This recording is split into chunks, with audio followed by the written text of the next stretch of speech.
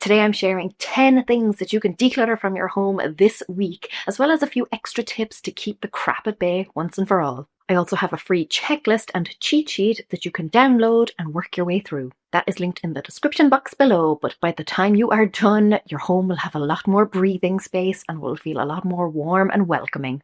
Also, less stuff equals less cleaning, so let's go. Hi guys, it's Laura from How to Get Your Shit Together, and I help you get organized, get motivated, and lead a simpler, happier, less cluttered life. Now, physical clutter comes in many guises. It could be the free samples you get with your skincare consultation. It could be all those crochet bits and pieces that you inherit from your mother-in-law. But in short, it's the shit you don't want or use. So if all of that stuff has got you feeling claustrophobic, it's time to regain some space. At my worst, I used to have to beat a path from the bedroom door to the bed, where I would then fall asleep on a pile of clothes, or curled up in a corner away from all the books and papers that were just spread out all over the sheets. I've come a long way. Mainly because my husband just wouldn't put up with that. Now remember, you didn't suddenly wake up one morning just covered in crap, so you're highly unlikely to get rid of it all overnight. Slow and steady.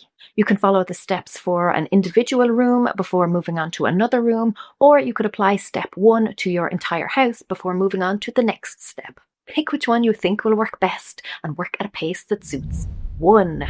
Trash. There's always the odd empty wrapper or box lying around, so grab a small bin, zip around, and dump the junk. This is the stuff that's genuinely rubbish. Empty packaging, empty drinks bottles, takeaway coffee cups, stuff that's supposed to go straight in the bin, but somehow ends up on the arm of a chair or left on a desk. And to stop it building back up again, look at the places where rubbish usually accumulates and then give serious consideration to putting a small bin there. 2. Expired food. Don't pretend you don't have a can of dried food that has been there since the dawn of time, or a jar of spices that has been sitting there since you moved in. Have a quick rummage in the cupboards, as well as the fridge and freezer, and pull out anything that is past its prime. Apart from taking up valuable real estate in your home and being potentially harmful to your health, stuff like that also attracts insects and rodents. Ooh. Get into the habit of doing regular raids before you go and get more groceries. This will ensure that you always have fresh food on hand, you will know exactly what needs to be replaced, and you will have lots more room for all the new food. Basically, if something would be more at home in a chemistry lab than in your kitchen cupboards, dump it. 3. Broken items. Anything beyond repair should have been dealt with in step 1. So these are for the things that are in some way salvageable. Holy socks, a shirt that has a button loose, or action figures with their arms missing. The first thing to do is ask yourself if you even want to mend it.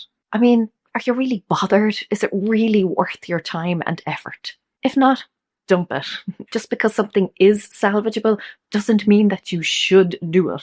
I had a coat that hung around for ages waiting for me to reattach a button, and then one day I realised that if I couldn't find 5 minutes to do that out of the tens of thousands of minutes it had been sat there, it probably wasn't that important to me. I let it go. If you really do want to salvage something, then consider whether you are going to do it yourself or have someone else do it. But schedule that shit and get it done.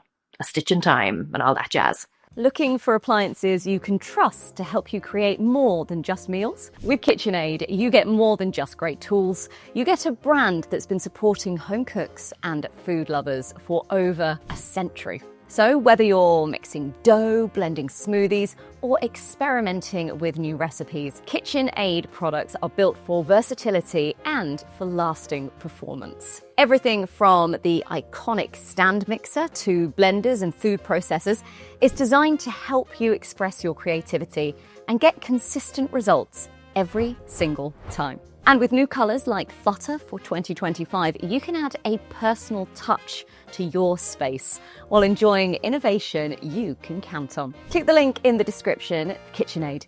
Classic style, endless possibilities. 4. Loose change. My husband is a terror for leaving coin clutter all around the place, and my daughter loves playing with them, so I find that stuff everywhere. And hey, finders keepers, right?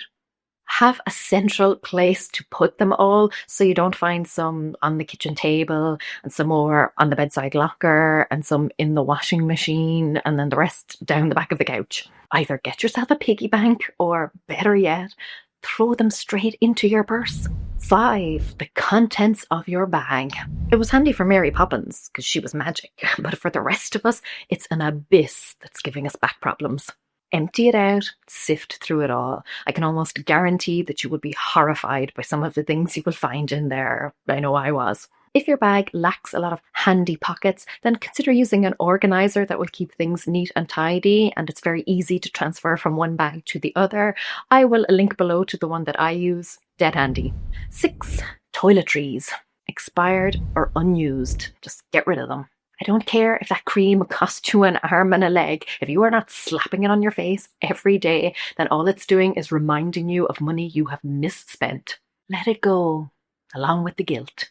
Women's shelters and things like that are always looking for toiletries, so you don't even have to just dump the stuff. Give it a good new home. But remember that cosmetics and creams, just like food, have expiry dates too. Stick to them, particularly for things like sunblock or anything that goes around your eyes.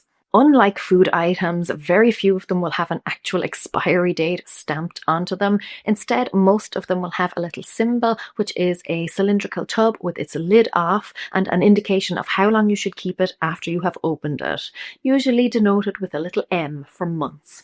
Use a Sharpie or a little sticker to mark on the item when you opened it so that there's no chance you'll think that you only opened that mascara last month when in fact it was many, many moons ago. 7. Toys. Let's face it, kids do not need 99% of the stuff they have, nor will they miss it. When I did the KonMari method, the category with the biggest benefits by far was toys. I still get a great sense of satisfaction when I walk into the sitting room and can see all of the floor and can easily get to all of the furniture without tripping over something. And don't let your kids off lightly. If they are old enough, and that's a judgment call, get them involved. Ask them what toys they have that would make great gifts for other less well-off kids, and then box them up and send them on their way. The toys, that is, not the kids. If you still have a lot, even after going through everything, something that really helped me was putting about 80% of the stuff in the attic. Now my daughter knows that if she wants to get something down, then something else has to go up in its place. A less cluttered home for you, and the avoidance of a few sprained ankles, no doubt, and a valuable lesson for your kids. Doesn't get much better than that. Do it before each clutter-attracting event like birthdays and Christmas, because Santa can't bring more toys if he can't even get to the Christmas tree. 8. Papers. Old bank statements, bills that you've already paid, newspapers and magazines that you've already read or have no real intention of reading, receipts for things you no longer own, old pay slips, every birthday and Christmas card you have ever received. Just me. The first thing to do is cut things off at the source. Stop junk mail from coming in by unsubscribing to mailing lists. Now, how you do this will vary from country to country, but a quick Google search should tell you how to do it. And something that I also find very useful is if there is a return address on it, I just mark it return to sender with a little note that says, please remove me from your mailing list. Also, reevaluate all of the subscriptions you currently have. Decide whether or not you actually want them. If you don't, cancel them. Added bonus, saving money. Deal with mail as soon as it arrives. Have a little recycling bin nearby for anything that contains sensitive information. Maybe have a little box for stuff that could be shredded, but don't let it get too full before you deal with it. It's a lengthy enough topic, and I've already written a whole blog post on dealing with paper clutter. I will link it below. But if you are living under Paper Mountain, then go check it out for some great tips. 9. Unwanted gifts. There's no more dangerous clutter than a sense of obligation. Unwanted gifts are emotional minefields. You don't want to hurt someone's feelings, but you also don't want to look at the thing every damn day. Personally, I think it's pretty uncouth to ask someone what they've done with the gift you gave them, but maybe that's just me. If you think you can get rid of it without it being noticed, do it. Or use it, or display it, or wear it, whatever, for a while while the gift giver is around, and then slowly phase it out. or repurpose it into something that you actually do love. So like repainting a piece of furniture. Look around at all of the unwanted gifts that you have held on to for years. They've served their purpose, so it's time to bid them a fond farewell. Dump them, re-gift them, or just drop them off at the charity shop. More often than not, nobody will even notice. 10 things that don't spark joy. Come on, you knew it was going to be on the list. If something doesn't fit into one of the above steps, then just ask yourself if it truly brings you joy. Notice the clothes you reach for every day, the foods you love to eat, the books you love to read, the blanket you love to snuggle up under. Your home should be full of the things that you use and love. If something doesn't fit into that category, then give serious consideration to getting rid of it. Do it with one thing and realize how its absence has absolutely no negative effect on your life whatsoever. And then do it with another thing. And that is a wrap. Those were 10 things that you can declutter from your home quickly and easily without the need for a marathon decluttering spree. Thumbs up if you are ready to rid your home of a few unnecessary items. Also, comment below and let me know what is the one category of clutter that you suffer most with.